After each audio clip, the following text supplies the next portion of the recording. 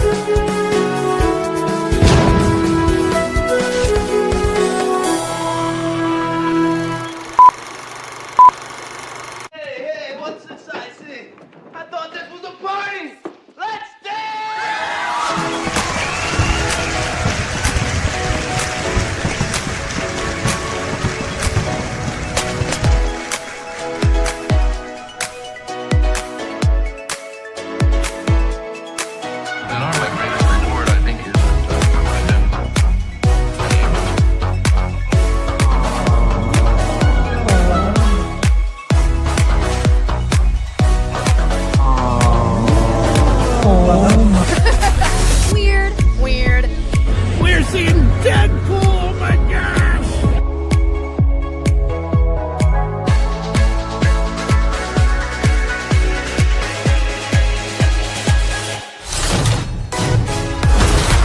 Think that wasn't yet.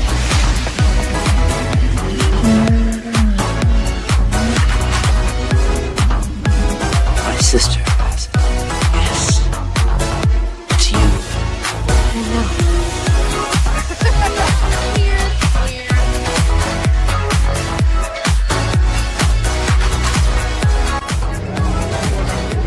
Wintertime here at Hogsmeade Village. Lieutenant Dane. Hello, Forrest. You got new legs. Titanium alloy.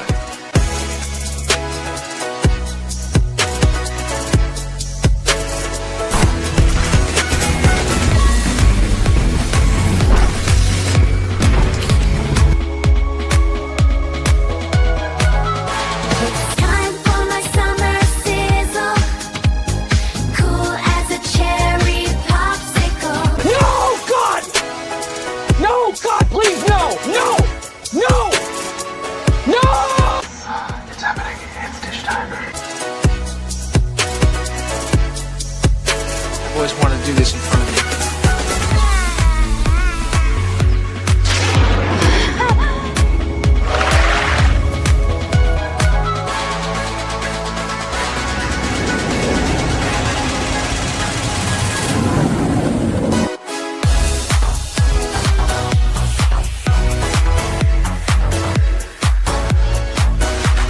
Creating content that enlightens and lifts you up. Be it Splash Mountain, just pepper these in here. Hello, everyone. This is Kermit the Frog reporting live from the final showing of Muppet Vision 3D.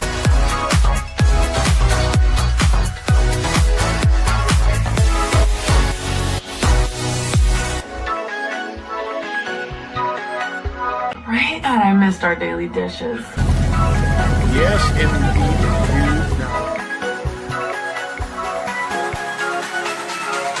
You know, I really don't remember you being this opinionated.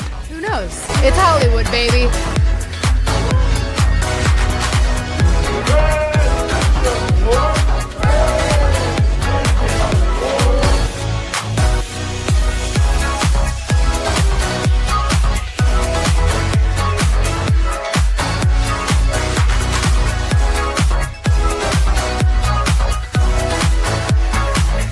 Ladies and gentlemen, it's time for the dish!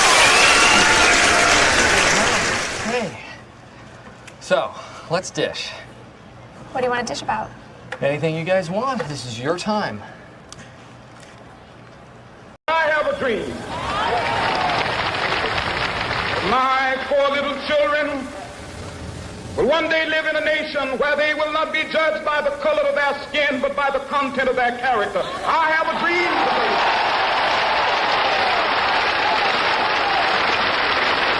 I have a dream.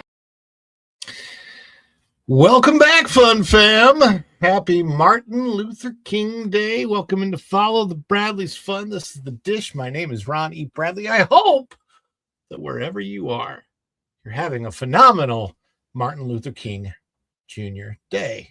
Whether you're celebrating Martin Luther King Day or whether you forgot until about 30 minutes ago, like I did, put that up there. It's funny.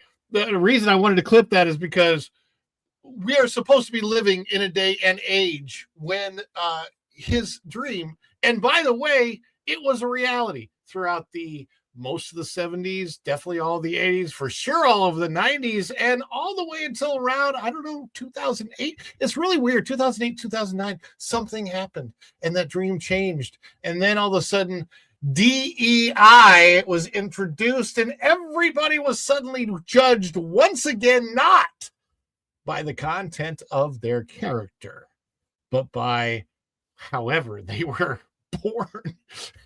And then they literally have quotas in hiring, specifically not based on the content of your character at all, but specifically based on the color of your skin. So and other attributes from the way you were born, supposedly, generally speaking. That's crazy. But here we are. Look at all of the people coming in. Yeah. Sorry, I'm looking at the back chat now. It's just funny. Funny.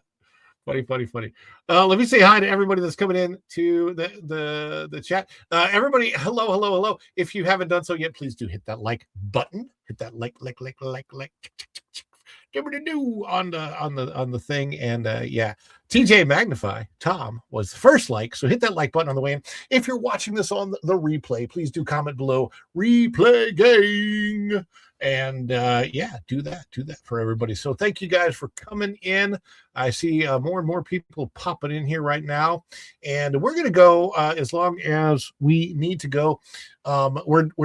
This is leading into the pro show, the WDW Pro Show, which normally runs at 9:00, and I don't know if it was accidentally misscheduled or what, but normally the Pro Show starts at 9:00. It's showing up right now as being scheduled for 9:30. So I'm going to double check throughout the show because we are streaming right into the Pro Show. And if they start at 9:00, we're going to end at 9:00. I'm going to follow up and find out if that is what is happening. And I should be able to find that out during the course of this show. But yes, Tom says first now hit the like. And I agree with him. Please do hit the like button. Linda's here and says, hi all, I have a 33-pound dog sleeping in my arms, so it's very hard to type. Well, Linda, that seems kind of rough. rough. Yes, and then this, where it says TBB Coach Ron, that's actually me. So there you go. Let's dish. Yes, indeed. Strings and Pucks is here, and he says hello to everybody. Erica and Raph has come in. Go and Shogi is here. Hopefully, Go. I don't know if you got that message about Two Smalls on your Instagram, but hopefully you have that link. And we'll talk a little bit about that later. Let's see who else is coming into the chat. Go and Shogi saying hi to everybody. Erica saying hi to everybody. Everybody saying hi to everybody. O2RR is here. Hello, O2RR. Andy W, hello to you. Dan's Life at the Kingdom. Good evening, everyone. And James All Day TV. I was just about to say that all flew out the window. Yeah. Isn't that weird? Right? He had it. The dream had come to pass. Nobody was being judged by the color of their skin. And I don't know why. We even had a president for the first time. That I don't know why, but for some reason that particular president, and especially that president's other half, changed things dramatically. I don't know. It's funny because I grew up in St. Louis, Missouri. I was the white kid in an all-black performing group, the only white kid in an all-black performing group. And I think that what I was doing right back then was juggling and magic. I was 16 years old at the time. It was a performing troupe that went around. They did breakdancing and singing and all kinds of fun stuff. And I came out and I did my juggling act. And we would go around to different places and perform in St. Louis, and it was great. And it was like, at the time, I don't think anybody cared about any of that stuff. And that was the 1980s. So, and now I don't know. It's just things got weird. Things got weird, didn't they? So sorry. Things got weird. Yeah. Dr. King would be against DEI. His speech about being judged as a person, not by the color of your skin. You are absolutely correct. Izzo! Hey, I was checking out your videos earlier. Izzo, yes. Very cool stuff. Going Shogi says he has great. I'll let you know when to put that up. We'll probably do it fairly early in the show. Yo, Ron, Tom is the bomb. .com. Trying to get there. It is. Work for me, StreamYard. O2RR and Dan and Izzo and BRB. And Trump is at the game. What game? I guess there's a football game. Yeah, I guess Monday Night Football is on today. I don't think about football very much, to be honest with you. I guess that's what this is about. Miami, Indiana. I could care less, honestly. I'm not really that big of a sports person. The athletes, however, that I admire the most are gymnasts, specifically because the level of athleticism required to be a gymnast. I think if you can do gymnastics, if you get really good at it, you could probably pretty much do any sport, because the bodies that those guys have are like incredible, and what they can do. I wish I would have gotten into gymnastics instead of dancing as a young person. Would have been really, really cool. But I did not. But thank you guys all for being here, because you are the apple in my eye, the cream in my coffee. You are the gigawatts. You are the energon to this transformer, the energon that makes this guy transform and roll out of bed to be here with you. Toast, Autobots. Boy, these are good. I needed to refuel. Energy!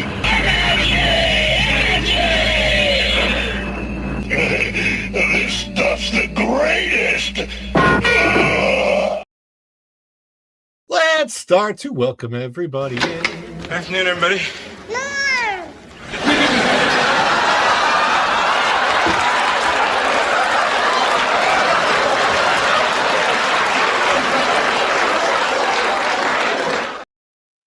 Energy. I just have water. I got my French vanilla cappuccino with butterbeer topping. Tom knows what I've been eating the last couple days because it's all leftovers. Part of it was from him. Dude, that chicken looked phenomenal. How was it? The fried chicken? I mean, it was leftover, so it was probably better had it been fresh. Yeah. I threw it in the toaster oven for a little bit, and it was okay. I'm still working on the vlog because that vlog with a lot of pictures is going to require a lot of voiceover and editing and stuff, but it will happen. And there you go. Yeah. So there's how you doing tonight? You good? I'm doing okay. I have a bunch of angry dogs behind me. I can see that, man. If their ears are up above now, they don't look like they're coming out of my head. What are they playing? Bunch of electric guitars. That's Bark Magnitude. The name got chopped off on the top. Nice. Very, very, very nice. Who else we got? Somebody from the past?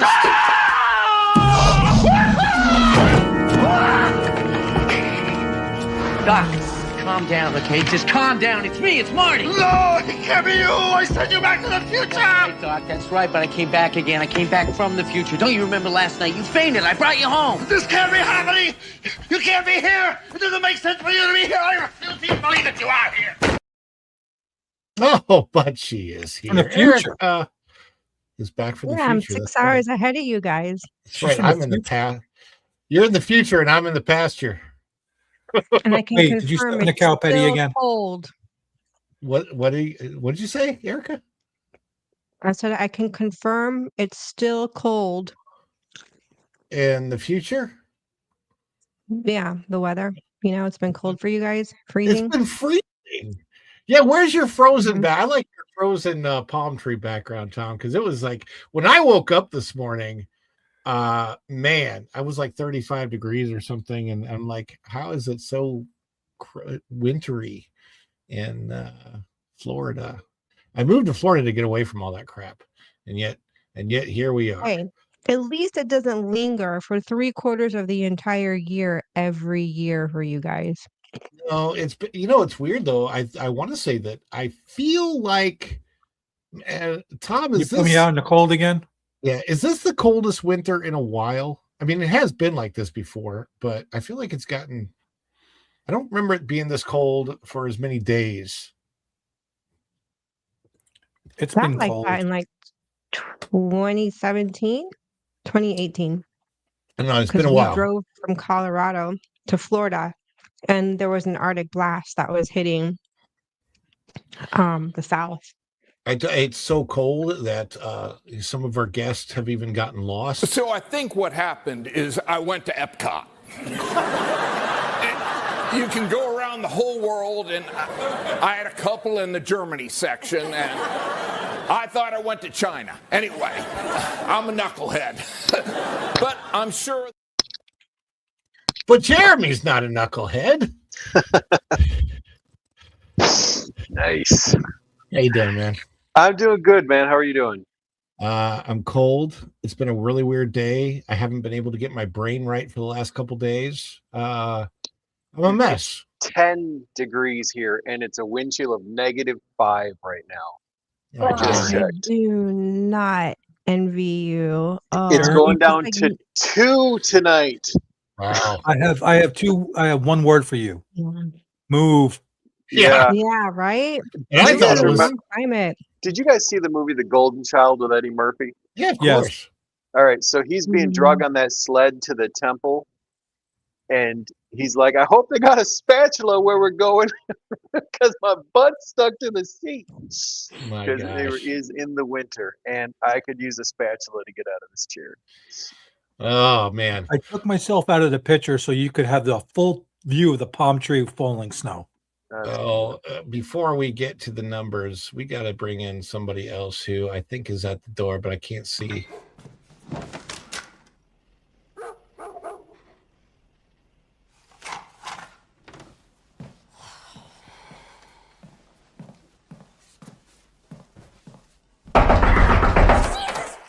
What? Who's there? Hello? Hello. Hello. I'll tell you, in the 8 years I've lived here, this is by far the coldest as far as duration. That's for sure. Yeah. And Tom, go back to the dogs for a minute, would you?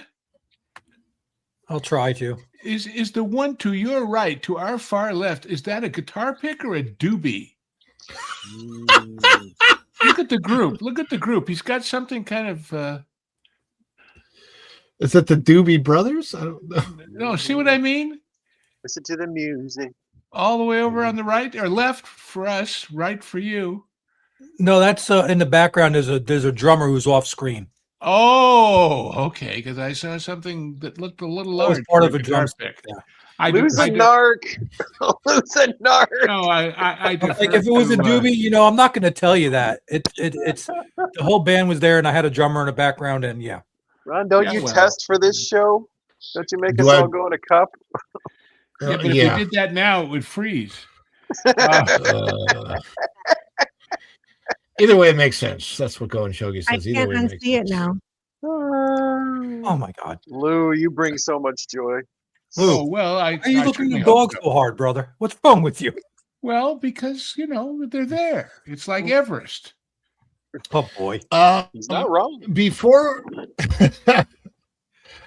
we bring it up, and of course, people know this. You're not talking about the leftover chicken, I hope. No more leftover chicken. Is that coming Before we back bring up? it up. It's actually the best part of the leftovers were the balls. The balls were fantastic. Forgive me, Now I'm Robbie. intrigued. What those dogs said when they waylaid a traveler up there in the tundra. They said the best part of the leftovers was the balls. Anyway, I'm sorry. Well, Balls for were you. hush puppies for those that were wondering. okay. Oh, I like hush puppies. They were kind of like a spicy. They were very different hush puppies. So we ate it. Tom and I ate over at Homecoming at Springs the other night, and it was good. I'm going to do a little report on it, and I've heard nothing but good things about it for most part. I will tell you this. Look, I'll be honest with you. Food, fine, great. Atmosphere, really overly loud. My ears are actually still ringing a little bit. And for the food, for something similar with a quieter and much more laid back and relaxed atmosphere, for me personally, having been to both places now, I would personally choose Olivia's Cafe, which is at Old Key West Resort. Oh, I would choose Olivia's over Homecoming. It is a little bit different type of food, but if you look at the menu, there's a lot of similarities to there. And what was it that they had? We looked at the Olivia's menu, Tom. Was it ribeye, prime rib, right? Prime rib. That's they didn't have that on that. If they would have prime rib there, I probably would have tried it. But chicken fried steak wasn't bad. Yeah, that fish was delicious. Yeah, I had the salmon that was really, really good. But they have a mahi mahi, which is funny because they used to have mahi mahi at Homecoming, and they changed it to the salmon. But they have mahi mahi over at Key West, over at Olivia's, and they have conch fritters, and they also still have hush puppies. Really? Yeah. Maybe we'll have to try that next. I love Olivia's. It's one of my favorite. It's such a low key place, and it's very, very underrated. So it's really easy to get a reservation. As a matter of fact, everything was sold out at Disney Springs for reservations because it was a crazy, crazy night on Saturday. But yet, I think it was like 6:00. I looked and could have gotten a 6:25 reservation at Olivia's for 5 people. So yeah, it was. It's very underrated as a restaurant. Just to let everybody know. Chef Eddie's in the chat. I see Chef Eddie over here. Also, I have one quick announcement. A couple little housekeeping things. Of course, you know that we love to play celebrations. So when we do super chats or any member support, any support from you guys at all, any audience support, we're going to play the celebrations. And when we do that, we want everybody to chime in the chat. That means celebrate along with us with emojis. If you're a member of the channel, then you've got custom emojis. But if you're not a member of the channel, any emojis will do. Fireworks, dancing, happy faces. We're going to test it right now. And this is what a celebration might look like. So get ready to go with those emojis. This is what it'll be like. Testing going now. Is it too much? Too much. It's the birthday. Hey, this is just the best of my scene.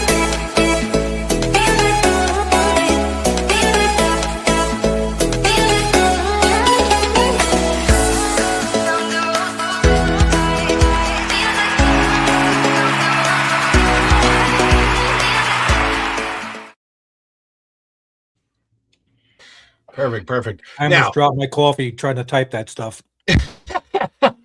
Go and Shogi has a link that I'm hoping he'll put up in the chat. This is a very unusual thing. So this is a friend of mine. His name is Tom Tulak. I don't even know how to pronounce his last name. I'll be honest with you. But the guy played Two Smalls in the movie Hook. So he was one of the Lost Boys, the little Lost Boy with the curly hair. He's the kid with the marbles. He kid with no. Did he have the? No, that was the other kid. That was Tubbs. Yeah. So here it is. The Time Traveler's Checklist is a movie that he is producing right now. and they need some help in funding. So this link is where you can go and you can help him out as far as funding with that movie. They're trying to get just like $5. Because with $5 support, if they get enough of those, it's just like the YouTube algorithm. It says, okay, this means something over at seedandspark.com, and you get a number of people to do just like $5 donations, and it really helps their algorithm out and get the word out to a lot more people, and it's getting that going. He's produced some other movies, so that helps out a lot. And we've got a super coming in, so we'll start it with this.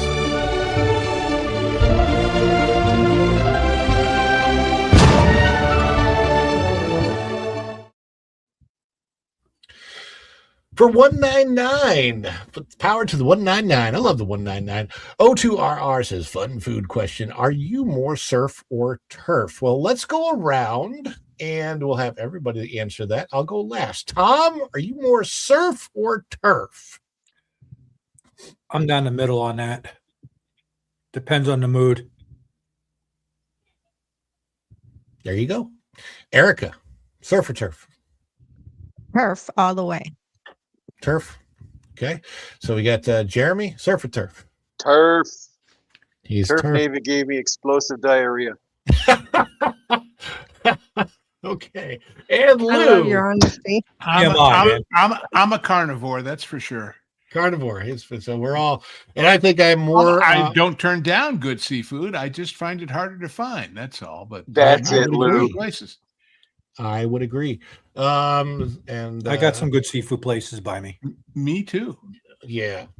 So I am definitely more turf than surf. I love a good burger. I cannot pass up a good burger. I am burger all the way. I am addicted to hamburgers. Any kind of hamburger, put a burger in front of me, I will try it.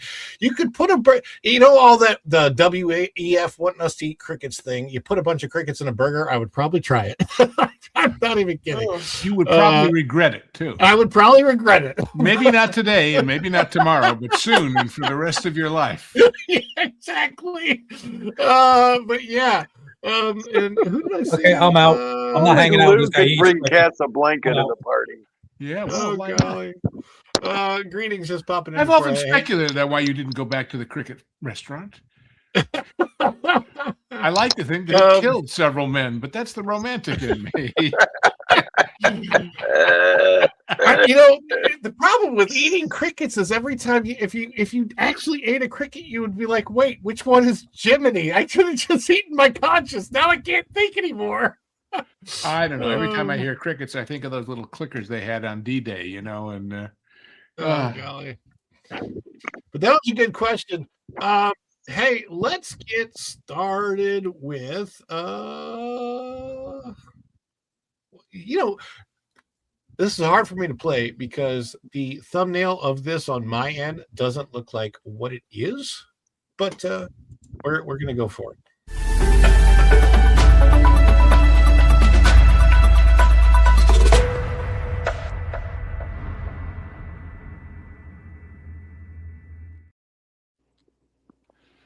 All right. Oh, it's not on the screen. It's supposed to be up there. There it is. There it is. The numbers weekend domestic chart for January the 16th. I guess that was Friday, right? January 16th. So today is Martin Luther King Day. That would be the 19th. So 16, 17, 18, 19. Yes. So here we are out of the numbers. Number one movie at the box office, and this is why this discussion is going to get interesting. The number one movie at the box office was still Avatar: Fire and Ash. There's just not a lot coming out. I think, is it 28 years later, The Bone Temple? Does anybody know? Did that movie debut this weekend? I think since it shows no theaters change, it probably did. Okay, yeah. Weekends and release one. Yeah, there you go. Okay, yeah, okay. So that's what I thought. Zootopia 2 took the third spot and it's been out for 8 weeks. We had do we have that discussion at that Park Place today? Zootopia 2. we have all these discussions. I lose track of when I had them. But yeah, Zootopia 2 looks like it's doing well because it's breaking all these records, but it's not making the money because it's the box office is coming in from overseas, which means the split that Disney gets from that is not as big as if it were a domestic success, and it's not a huge domestic success. But the same thing with Fire and Ash, and then all the rest of them, I don't even see how they matter all that much because The Housemaid, pretty good. It's actually a movie I want to see. I just won't go to the movies to see it. I have no desire to see that kind of a movie at the movie theater. Primate, I guess that's a thing. I think that's like a horror film again. Or are they trying to get you to meet somebody with a prior? What's this Lord of the Rings thing? Is that a re-release? Yeah, they're re-releasing the movies. I don't know if they're extended or whatever, but I think mostly well, see, it says Fathom Events for one of them. Oh, yeah, okay. It's gee whiz, we don't have enough hits to fill the big screen theaters, so let's put this Wow. up. SpongeBob. I'd rather go see the Lord of the Rings again. No, I guess this one right here, people would have gone to see this if they had no other choice. Maybe the increase of 8 theaters for Greenland 2 is because all of those 35 German soldiers who had to go over there were stuck with something to do on the weekend. I don't know. Do you know, Erica? Did they stick it in Germany? Greenland 2? I don't leave the house anymore, so I'm completely out of the. I have no clue what's going on over here in the box office. I would have thought with a name like Greenland, it would be very popular right now since there's so much talk about. Their problem was the subtitle. Should have been Greenland 2, The Wrath of Trump. Yeah. Then it would have sold tickets. Migration. Yeah, no, that's funny. What I thought was funny, I don't know if you saw that, but Germany actually sent 35 whole soldiers to Greenland to help enforce their solidarity for about 3 days, and then they took them home. But here's the ironic part. If Trump hadn't made Germany spend more money on their defense, they probably couldn't have paid those guys. So anyway. I didn't realize Wicked for Good was still at the theaters. It's got to be. I mean, it made $742. 414 whole theaters, huh? Yeah. So it's almost gone. That'll be on Peacock in a month. And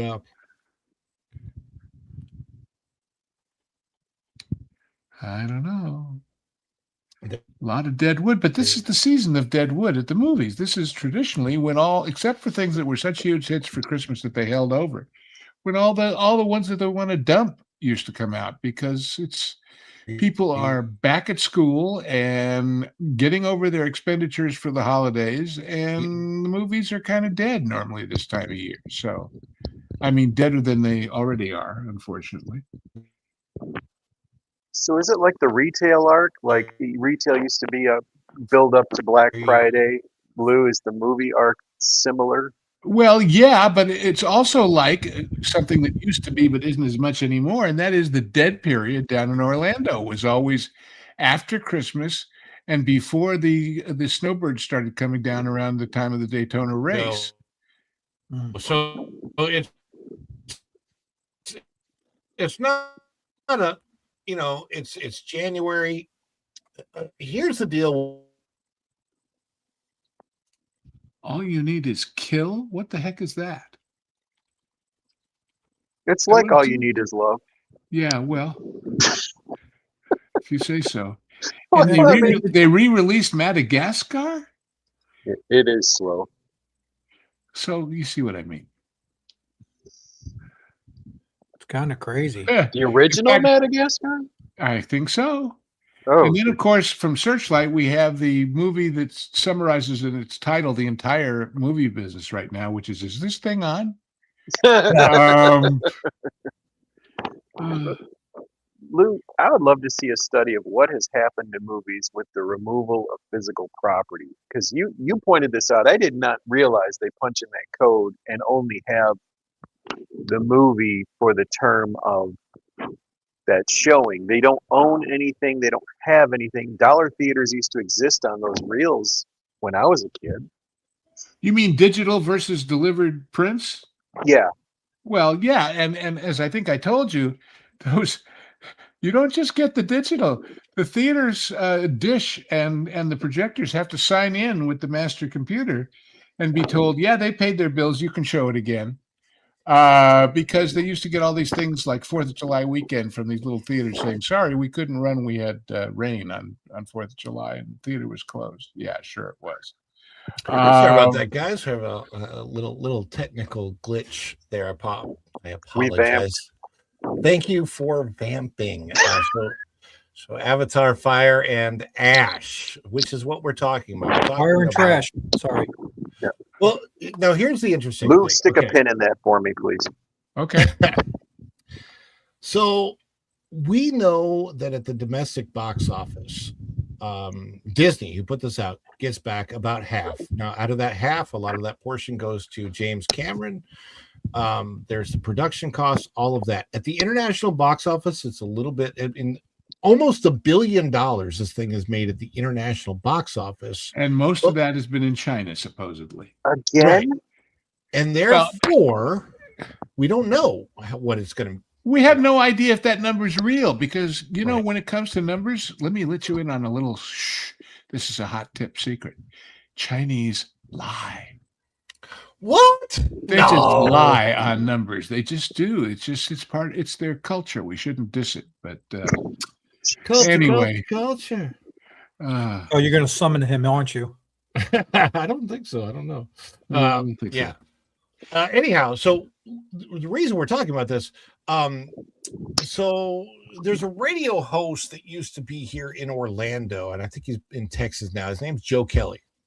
Joe was on morning shows here in the on the AM/FM radio talk circuit, and he has filled in. I think he's filled in for Hannity. I think he's filled in for a couple times on national programming. But Joe put on his Facebook. We're friends on Facebook.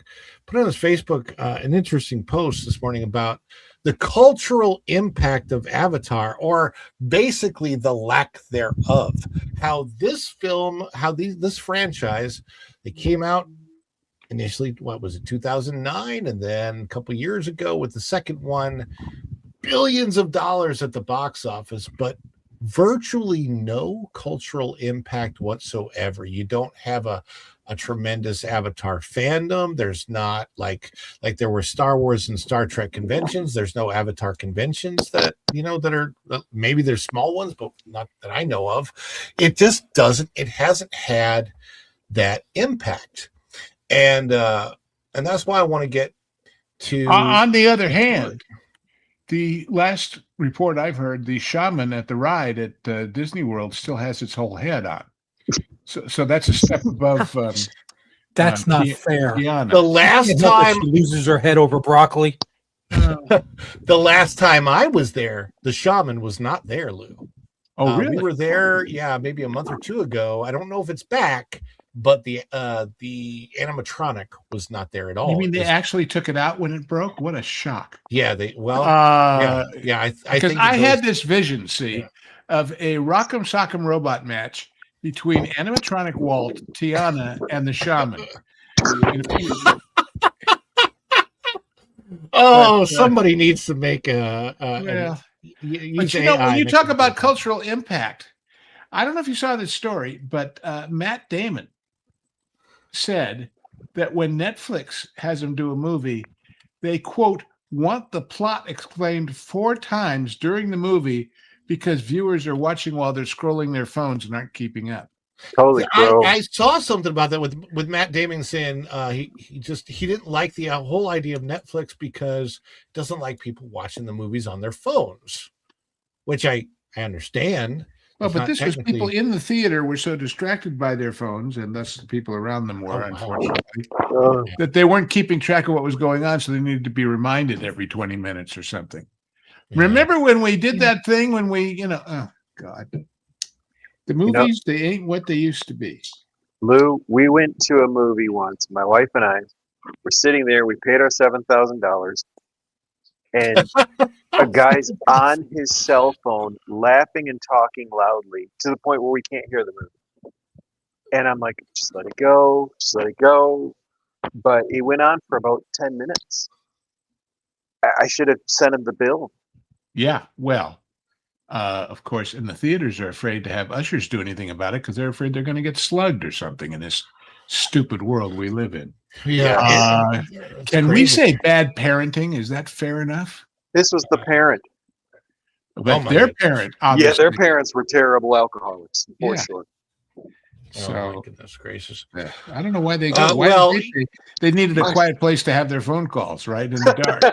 Because at home the folks are too loud, right? Maybe a nice snack, some popcorn. That brings us to the story about what the heck is going on with Avatar. Why does it make money, have no cultural impact, and is this one making money, or is this the end?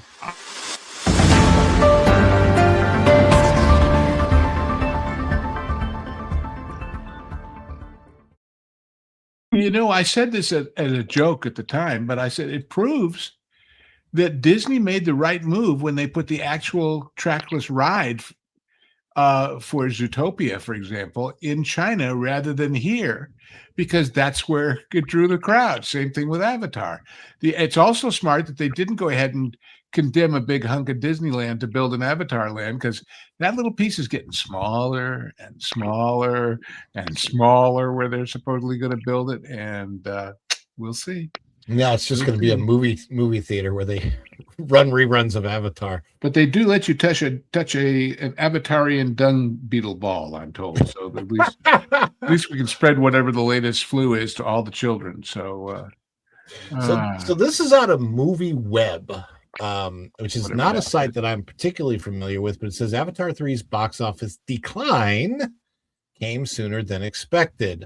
What does it mean? First of all, I don't know who was expecting it to not have a decline, because by the third one, I think that a lot of people felt the way I felt, which is that once you had seen the first one and the second one, you realized with the second one, there's not a lot further that they can go with the spectacle of it. Okay, so and there are a lot of ways to watch these movies now, even from the comfort of your living room, and still have the IMAX experience. There's headsets, there's all kinds of things in which you can actually watch this and get a very IMAX type of experience with it without ever leaving the comfort of your living room once you have it. And now that people have realized this, they're not spending $100 to go take their family to this movie at an IMAX theater, paying another $100 for snacks, a $200 outing for a 3-hour film that is just a rehash of what you've seen before. And I think that's kind of what's going on with this. Let's see what the author says. This is by Philip Edamame, I think. Edamame. Philip Edamame. Yeah, he's just a bean, you know. So he's a senior writer at Movie Web and has consistently written lists and features. How do you write a list? For the website since mid-2023. And he served in the same capacity at Screen Rant. So when they were sick of him, he went to this place. Is that That's it? right. So anyway, no Screen Rant, no more CBR, more money. Hey, more you and he could compete, Ron, in the Can't Hold a Job contest. Hey, now. Look, my background was as an actor, and actors always are out of work. So that's right. That's right.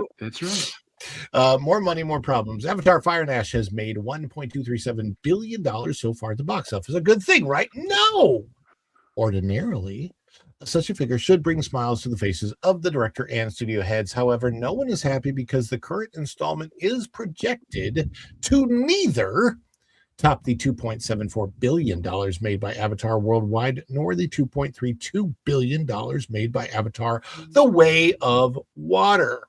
Avatar 3, which is still playing in theaters, finished in first place in the U.S. for the 4th consecutive week, but is currently lagging behind previous franchise installments. Screen Dollars reveals that by January 11th, Fire and Ashes had earned 80% and 66% respectively of what Avatar and The Way of Water had made domestically by the same point in their theatrical runs.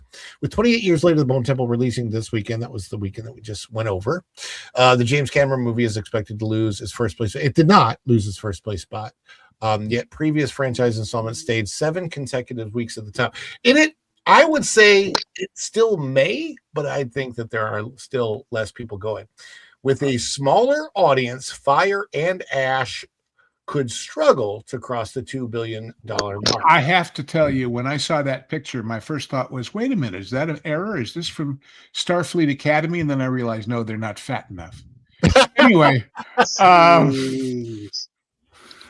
glandular, Lou. He has a valid point. Starfleet Academy to me is like The View in space, so I will not watch it. But yeah.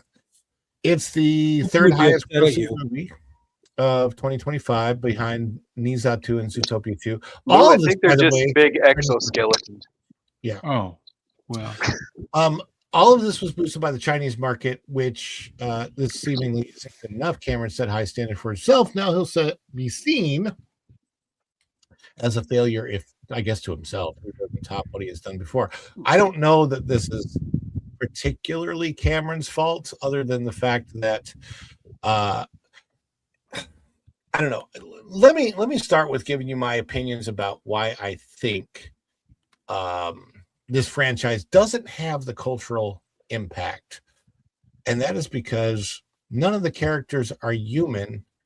They all have tropes that we've seen before in other characters, and therefore I just don't think that they have the relatability of, for example, a Han, Luke, and Leia did from Star Wars.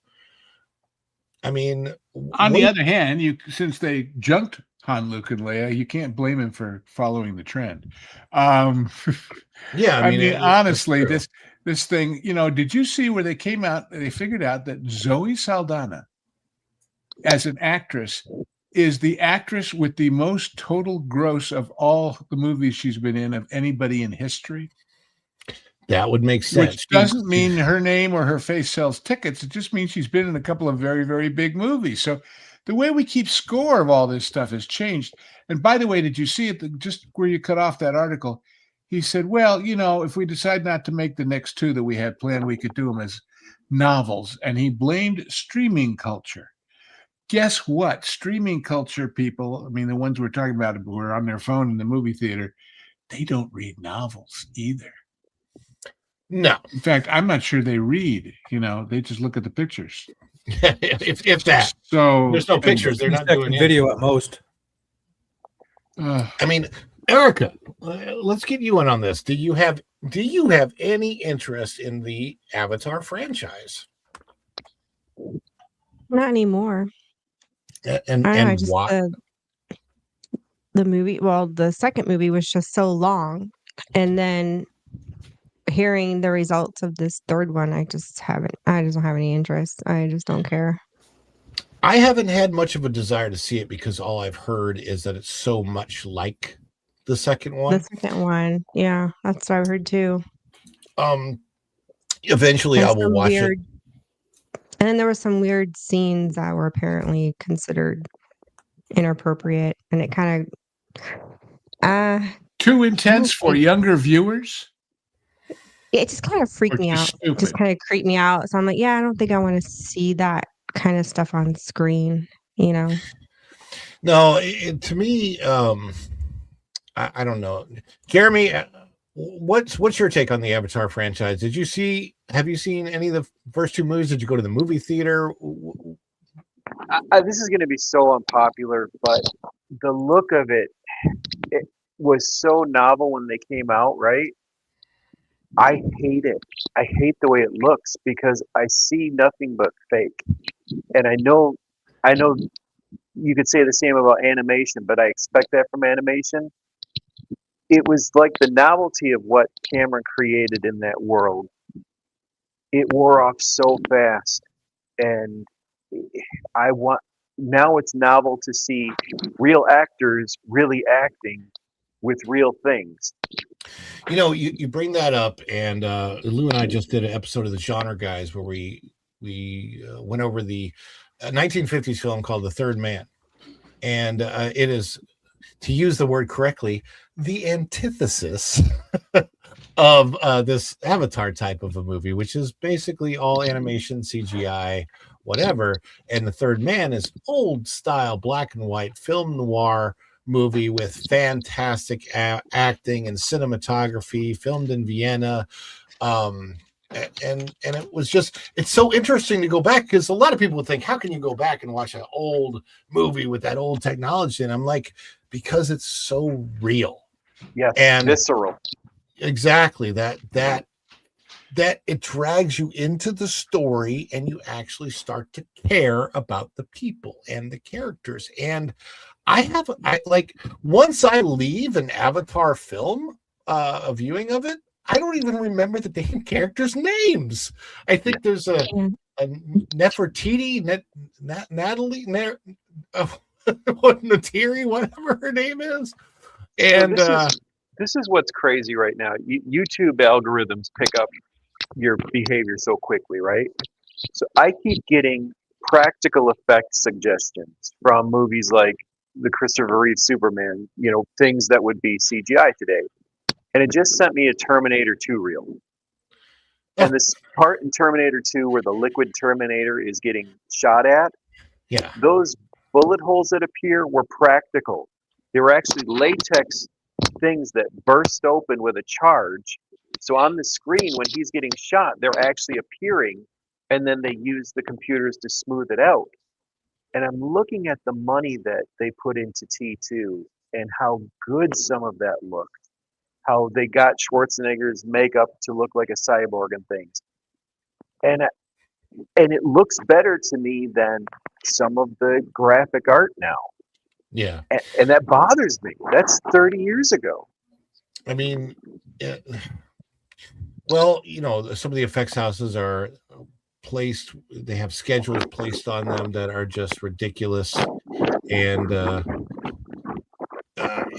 I don't know. I don't know how they keep up with it. Tom, did you see any of these films in the theater? Oh, wait. Theater? Any of the Avatars in Did the you theater? pirate any of these films? We don't talk about the high seas. Well, it would be the effort to me. You see, I actually seen the first one in the theaters, and the second one, I said, I'm not sitting through that crap for that long in the theater. I can't pause it, can't get up and go pee. So yeah. Well, you can, but they yell at you. Well, yeah. I've been to IMAX theaters that actually keep you in your seat. Like I don't know how that was it a seat. I don't know how they have like a bar. No, but there was a bar or something, and I can't remember which theaters they were. The first IMAX experience I ever. Don't tell Disney that idea. It felt like it. The first IMAX theater I ever went to was in Branson, Missouri. It was interesting because I actually became friends with the head of iTech who ran the IMAX Corporation. Interesting guy, Kelvin Colmore, a long time ago. But you know, back then IMAX was only used for special IMAX presentation type of movies. So there was a special film that showed there, and I think still shows there to this day, that specifically made for the Ozarks and for the Branson area. But they also show regular films in that theater as well as like Avatar and IMAX and you know. Other... Well, yeah, here the aquarium has an IMAX theater. Oh, yeah. But now when something, that's where I saw Top Gun 2, and that's where I saw Godzilla, because you know it's comfy, frankly. Yeah. And so they still run the little 45-minute IMAX movies in the daytime, but then when there's a big movie, they run it on weekends and at night. Yeah. And you know, IMAX can be a nice experience. I actually much more appreciate the 45 minutes sitting through a 3.5 hour film with all of the trailers that come before it and all of that.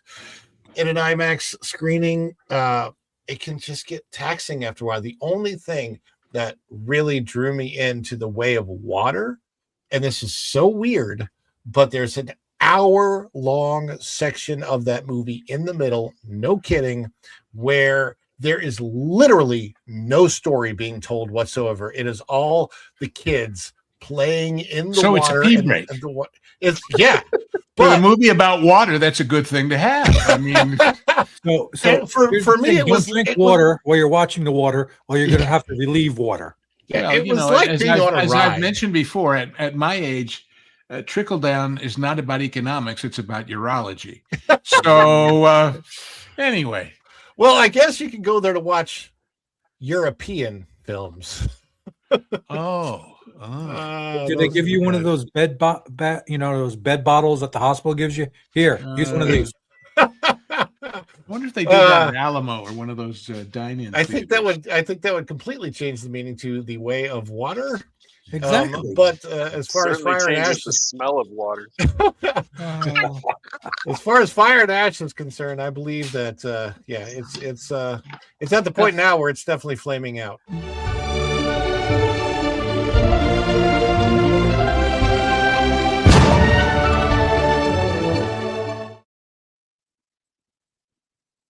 Depending on right. how you pronounce it, fire and ash is when you have tacos before you go to the movie. And ash is the residue you can't get out in the rinse. I didn't need to go goodness there. You know, you but got to wonder if those seats are sometimes the ventilated or not. implication is more powerful than literal. I grew up on Adam Sandler. You grew up on the greats. Yeah. We've got And what was in those greats I don't want to talk about, but anyway. O2RR is chiming in. He says, like Zootopia 2, Avatar, Fire and Ash is fool's gold. Both making over $1 billion is mainly because of the international box office, not domestic. Yeah, and it doesn't really. When people understand how the numbers work, and who gets money and how much things cost, which we didn't even get into that. I think the story highlighted that you're looking at a $400 million movie just to produce before you even start to advertise it. There's a lot of cost involved, and the cost has to be taken into consideration because it eats into the profit if there is a profit. So I absolutely agree with you here. By the way, that is 2 out of 5 on the super chats. If we get to the 5, we'll take a request, and it could end up going to Jeremy or Tom or myself. I don't know. You don't want me to sing. I don't want Tom to sing. Tom could play. We don't know. Borrow that whatchamacallit from that dog, and your singing will improve, at least to you. Yes. Well, Lou, remind me to send you a song, and then you could see how your ears feel. Listen, my father, God bless him, when they told him everybody has to do a choral or glee club when he was in high school, and he told them I cannot carry a tune, and they said, "Oh, come on, everybody can sing." And then they had him sing for the music teacher, and she said, "You know, you're right," and he got 2 periods of woodshop, and was thrilled. I couldn't sing either. Well, we It's got like, Jonathan Winters used to do a bit about how he flunked clay class because he couldn't make a bunny out of clay. I can make a bunny. Well, that's we have an avatar for a bunny, no doubt. Fire it and ash it and kiln it and all that stuff. Or you can't say kiln on YouTube probably. Anyway.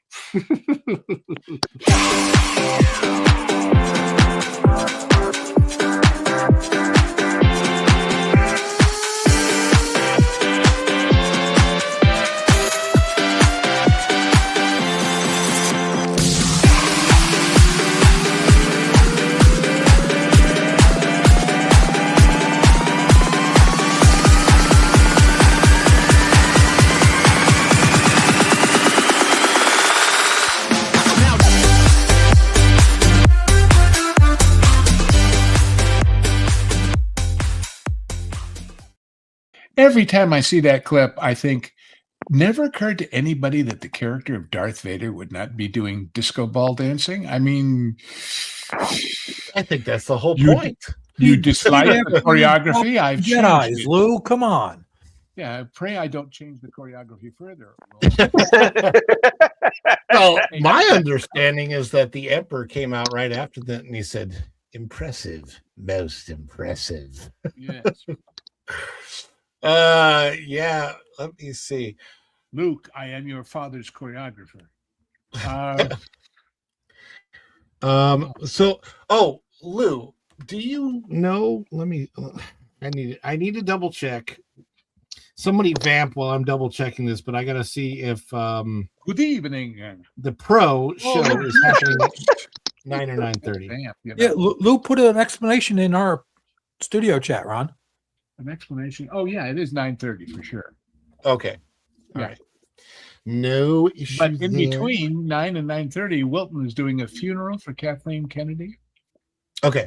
He told me if I'd like to come in to bring a 3-minute obituary, and I said somehow doing a 3-minute anything in that context sounds like a trilogy, and those aren't very good for her. So is that on Floral from Under a Rock? Yeah. Let me see if I can change this, and we'll send people over to the Kathleen Kennedy funeral because that would be cool. Let me see. Lou, just send a casserole. A casserole, yes. A covered dish. Lasagna. Why is it always lasagna? You sound like Indy. Lasagna. Why did it have to be lasagna? Because big balls hurt people, so we've switched it to lasagna. All right, I got it. Perfect. All right, so thank you for that, because now that helps us out. We will end before 9 o'clock, and we will now send people over to the Kathleen Kennedy funeral at Floral from Under a Rock. That's perfect. Well, we sounded cheery with that. Like Kathleen Kennedy funeral.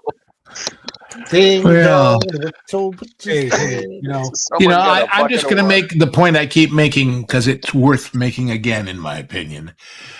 Kathleen Kennedy has been looking for a hit to go out on for what, 2 years? The fact that she finally just said, screw it, I'm gone, means she doesn't think anything in the pipeline now is ever going to be a hit either. It ain't worth waiting for. Just get out of here already. That tells you how much lack of confidence she has in all of the things that she has started and pushed down the ways towards something like completion, whether they're big screen or little. So time to turn it all off for a while, folks, and let people get bad memories about all that stuff. Well, I hope that we have a guest for this next story that we have coming up. I'm sure that we've talked about this a little bit on That Park Place before, but we're going to talk about toys and whiskey.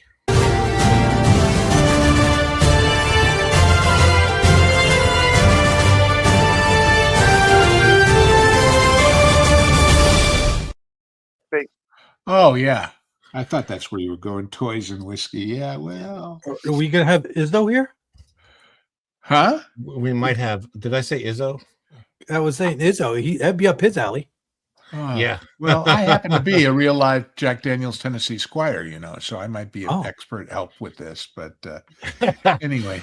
Well, I did the earlier story on this when and when only the top of this showed, as you can see in the picture right there. But the snack stand has opened. It's in Toy Story Land. It mimics the look of a spilt over popcorn box, the kind that you can basically buy in any store. If you look at the top side of it, I personally do not think that the Imagineers of today even did as good of a job as the Imagineers that first built Toy Story Land, because the popcorn is just a print. It's not even 3-dimensional popcorn pieces, kernels that should be spilt out. What are the dolls on the skewers about? That's a little spooky, isn't it? Those are toothpicks. Oh, I get it. I get it. Little frilly things. I get it. Yes. Okay. Yeah, because your basic rack of lamb stuff, right? I have a problem when we get down to the menu. We're going to talk about the menu in a little bit. But here's the issue that I have. This is supposed to be in what's his name? the kid, Andy. Andy. It's supposed to be in Andy's backyard. And the whole point of this popcorn stand, if you go look at Woody's, not the lunch, but the Roundup Rodeo, he built that restaurant out of cardboard box. So he's basically taking stuff and turning it into his play area in the backyard. That's the quote unquote theming behind it. So my question is, why would Andy, who take the popcorn box and make a snack stand out of it, and how old is he supposed to be, and he's pretending to sell Jack Daniels? Like this kid. Yeah, well, I'd say Dad was a little bit of a drinker, huh? And he's following in his footsteps. I tell you, something weird is going on. That's all I'm saying. So here's the story out of thatparkplace.com. Please bookmark it if you haven't done so yet. This is by our good friend Cham Lee. The new snack kiosk opens in Toy Story Land at Disney's Hollywood Studios. A new snack kiosk called Popcorn and Snacks, because they're not that creative. Open on January 6th, 2026 in Toy Story Land at Disney's Hollywood Studios in Florida. The location offers a selection of snacks and beverages, including Pizza Planet spring rolls. The opening adds a quick service option to the themed land. They actually, so they had the Woody's Lunchbox, and this is an additional one. The kiosk is located near the restrooms at the far end of Toy Story Land. It sits along the pathway leading towards Star Wars Galaxy's Edge. The stand opened with an official time listed in the My Disney Experience app, which is common for small park kiosks. Design and location. Yeah. You just said it's near Galaxy's Edge, right? Yeah, it's right at the opening. So they didn't want to deal with any of the KK's crap, so they figured get them loading up on Jack Daniels and get them in there. Yeah, well, it's really funny because from above, and I've seen kind of the area, I had a vantage point once where I was able to look down on it. From above, Galaxy's Edge looks like a Star Wars playset that is part of Toy Story Land. Like, as in Andy had a big, giant Star Wars playset that he made up because it's not in any of the movies and it's a fan fiction thing. And then he stuck his Millennium Falcon thing in there. And that's kind of why it really looks like it's part of Toy Story Land. He stuck his Falcon thing in there. He's doing that and drinking? I'm worried about this kid growing up a little too fast. This is not a good kid here. What happened? What happened with Andy? Andy went to the dark side, literally. Menu offerings. Here we go. Finally. All right, so the menu includes popcorn, churros served with chocolate sauce, ice cream bars, sandwiches, frozen lemonade, and a range of beverages. The stand also served Pizza Planet spring rolls, consist of 2 pepperoni pizza spring rolls served with marinara sauce. Then we get down to alcoholic drinks and draft beer are also available alongside standard non-alcoholic options. Some items, such as popcorn and souvenir buckets, offer refills valid for the guest length of stay. You guys are going to have to inform me of something first. When you go to the Beacon Barrel or the Shapeshifters Lounge or whatever that thing at Epcot is, they don't let you take your drink and like a to-go cup like in downtown Savannah and just walk the streets with it, do you? No, okay. So that is a good question. I've never asked, but I would think you are not allowed to take drinks out of the park. But with this, if you're just walking down the street getting high everywhere else within this park, right? Yeah. Now, I would guess that you could probably take the drink out of the venue as long as you're still in the park, because I don't see any reason why. Now, of course, you can't take it onto a ride with you or anything like that. But as long as you're still in the park, I would think that if you have something left over, they'd probably. When I was a server, and I wasn't a server. Let me see. I'm trying to think. When I was a server at Yak and Yeti, that was in a park, and yes, people could take their alcoholic beverages with them, but they had to be in a very particular type of to-go cup so that they would be denoted that they were alcohol. And we had to make sure that when they walked out of the restaurant with that alcoholic beverage, that it showed as an alcoholic beverage. Also, Ron, there's different liquor licenses. Like I know part of other parks, you can't bring drinks with you into a certain restaurant because it's a different liquor license, and you can't walk out with it. So I don't know if it's like that's how it is in Disney. I don't know if they all share it or each one of their booths share that same liquor license. I don't know. Well, I don't know about that. I just think anybody ever been to Savannah, Georgia? Yes. Yeah, everybody's walking down the street with a red Solo cup with something in it that's not Coca-Cola. Yeah, roofies. It's an interesting place because of that. So yeah. Other moonshine. The best part of walking downtown Savannah, it was, I don't know what the walk is, but it was the candy shop and watching the taffy being pulled by hand and eating the fresh saltwater taffy afterwards. That was really good. Well, there's a lot of good things in Savannah, but everybody's drunk. Oh, they just are. Oh God. Well, I don't want to get off on a tangent about Savannah, but sometime if you ask me, I'll tell you about Savannah. Oh, I can imagine. Oh, well, look, the point I'm making with this, I cannot believe, and I don't know if you saw that. Let me put that back up, just the menu so you can see it. The beverages with alcohol specifically include Jack Daniel's whiskey with Coke, Bacardi Superior rum with Coke, Stoli vanilla vodka with Coke, all $16.50, and all at the entrance or exit, depending on which way you're going, to Toy Story Land. All of this on the side of a venue that was supposedly created by Andy. And I just think that is a little bit bizarre. And looking at the way they did beverages with alcohol and they made it look kiddish. Really? They made it look like Andy wrote it. Yeah. Yeah.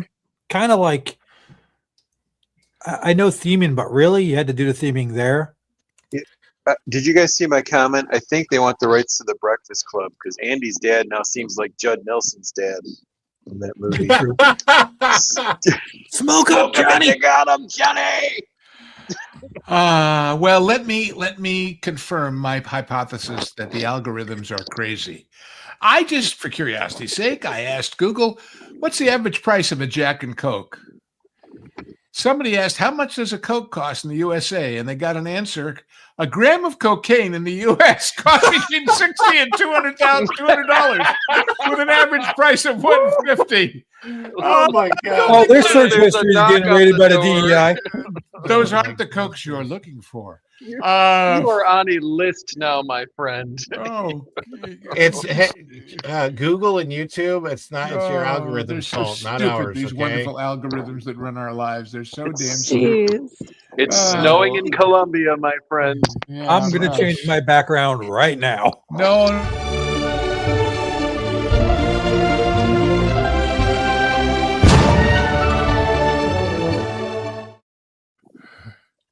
We have a super chat. Go and Shogi save us. Are you sick of your kids yet? Well, that's, of course, that goes back to Disneyland, you know, when there was this thing called the Monorail Club Car, which was a bar right where you got off the monorail at the hotel up on the same level. And the idea was that parents would do a trade-off. One would stay in the park with the kids while the other one monorailed out with a hand stamp and got themselves schnockered. And then they came back in and the other parent handed off. Oh my! And it was famous for it, you know. So they don't think they got $16.50 for a drink in those. This is good. I love that the drinks don't have whimsical names. It's just straight up. Are you sick of your kids? Yeah, exactly. Because they know that if you're looking for a drink, you don't want to read all that frou-frou description at the front that finally gets to it. You want to cut to the chase, baby, and give me just, Stay on brand. Make at least Andy put up. disappear. Kamikaze drink here. No, stay on brand and have the kid Sid next door. Have that be his place. Oh, there you his go. dad, you know. Oh, so what they should do is like that would be perfect because if you think about it, you Sid's have over the fence bar. Yeah, car parts in the grass. Perfect. And then you have like the mismatched toys with their heads popped off and all that kind of stuff right around it. That would make sense. That would be awesome. And it would have made theming wise, if they were going to go out, if but here's the problem. Today's Imagineers, it seems like they've been given specific instruction, to just add alcohol wherever they can and work it into the theming somehow.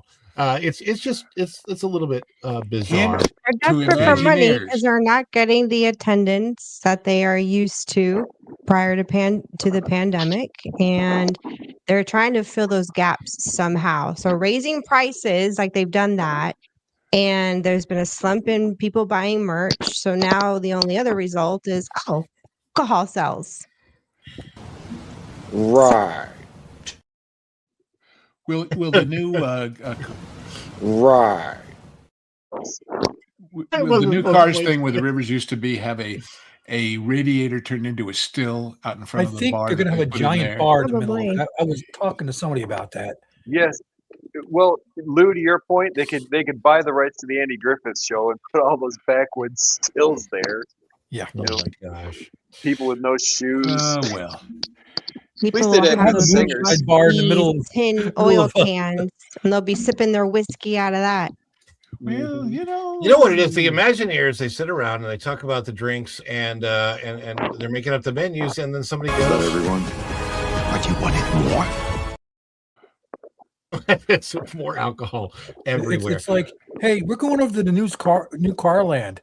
Oh, cool. Where rivers used to be? Yeah. I heard they have a still in the middle of it. Oh, golly. In the still doobie doo of the night, I got blitzed. Or blueberry delight. Because your kids drive me nuts. Oh my goodness gracious. Let's see. Okay, so I want to make sure that we celebrate. Go and Shogi, everybody get ready. We are going to celebrate.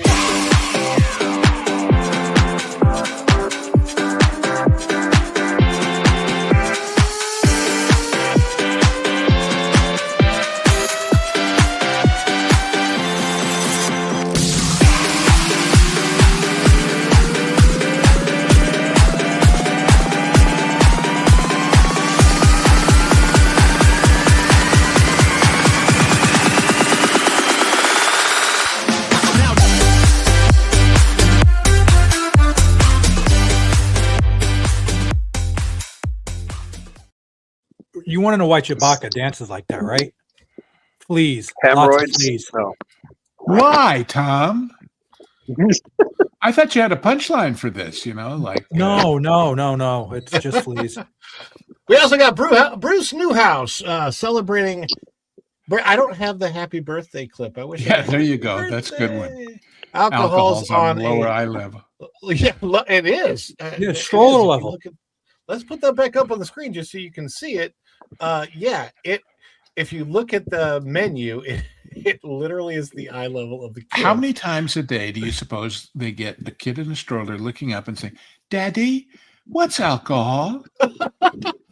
The only reason you're here. Yeah. Is Jack one of Andy's friends? Can I get the Jack and Coke? Oh, And golly. it's Bacardi Superior rum, not there. Bruce, I I think could see you that happening. get. I want Jack and Coke, thinking Jack is some new character. By the way, do you know why rum and Jack from the, Coca-Cola is a thing? Nightmare Before Christmas or something. No, because Bacardi was the Coke bottler for the Caribbean. Oh, really? They just didn't rinse them out? And when you go there on the tour, because I've been to Bacardi, they had this problem with all the leftover molasses and stuff that gets, waste product of making the rum. They had these big tanks with kind of a plastic webbing in them full of microorganisms that eat the dead molasses and excrete gas, which then goes into carbonating the Coca-Cola. So it's an ecologically circular system, Okay, and on that, I'm going to play the celebration for.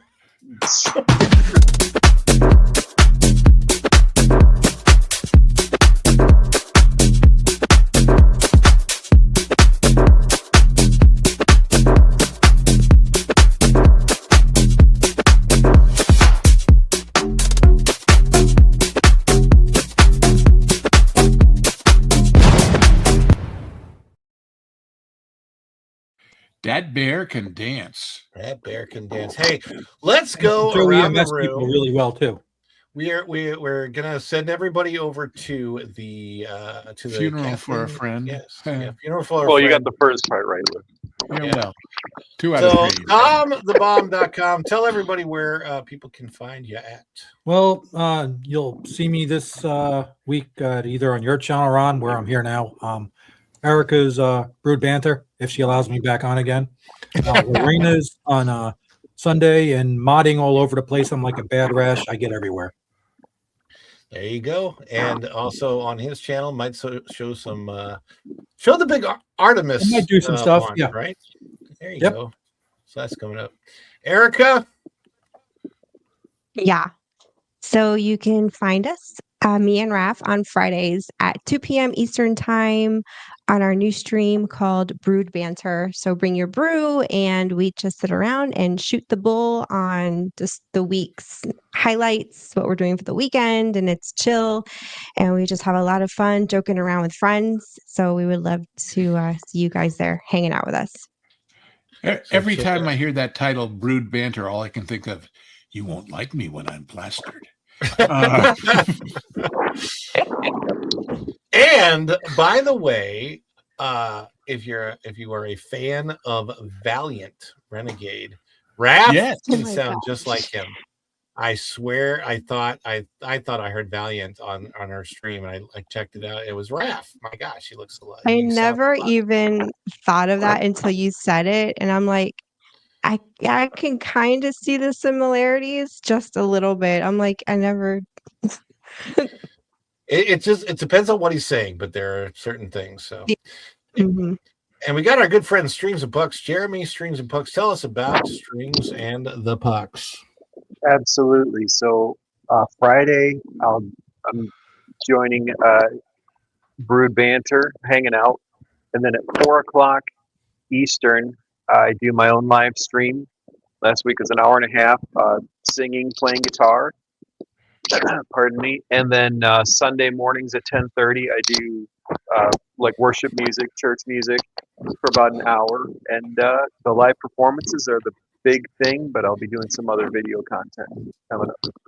Awesome. And a man who has his own views. I do. I that's because I'm looking through those big glasses most of the time. But, That's right. I have this thing called Lou's Views on Patreon, and you are welcome for a whole $5 a month to get all the other stuff I don't talk about on here. Well, some of it overlaps, but some of it does not. And by that, I mean food and politics and travel and old fart stories of the kind that only I can tell, or at least so far, only I. And you are welcome to come check it out, as they say. There is join the legendary Lou Wasserman's ghost on his Patreon, Lou's Views. I am not a legend in my own mind, even though some here are gracious enough Well, to call me you that, have a so. brilliant 10-foot tall statue at Universal Studios Florida. Yeah, so. in a funny coat. I can never figure out why they put one of Sergio Leone's dusters on him in that statue, but still, I won't complain because I like Sergio. But anyway, that's what I do when I'm not doing all these other things, including soon on the Pro Show, usually on Monday nights and Wednesday nights, the Hollywood Backlot with Lou and you.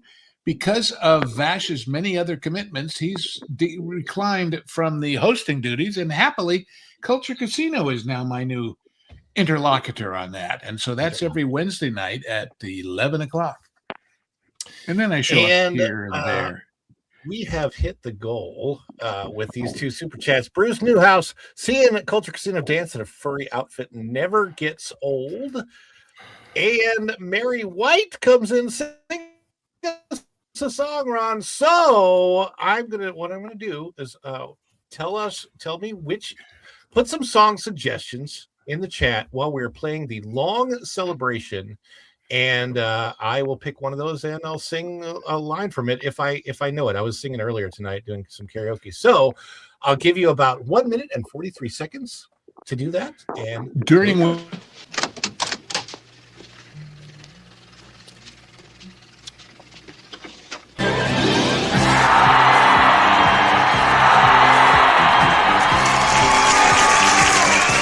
Too much? Too much? It's perfect! Wahoo! Oh, this is too much. Give me a break. I couldn't be more excited.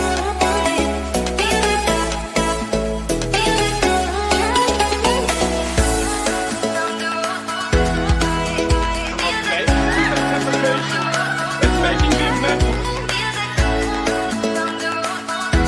But if they say yes, you can be on the show, I think I would go so crazy.